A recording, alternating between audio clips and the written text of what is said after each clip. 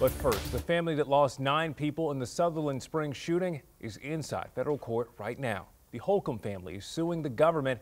They claim the shooting could have been prevented if the Air Force had provided the FBI with key information on the shooter. Charlie Cooper is at federal court with what could play out in this lawsuit.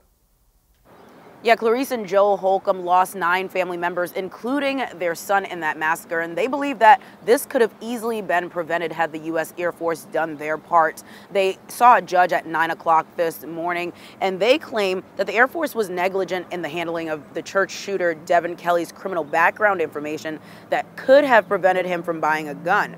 Now, Kelly had a background of domestic abuse crimes that were felonies, and Holcombe's lawyers say that should have been put in an FBI database. But since it wasn't, he was able to pass 2 background checks and able to buy the gun he used to kill 26 people and injure 20. Now, the Air Force admits that they did not report the required information to the FBI, but they did say that they are now reporting that information on any airmen who have criminal backgrounds behind them. Back to you.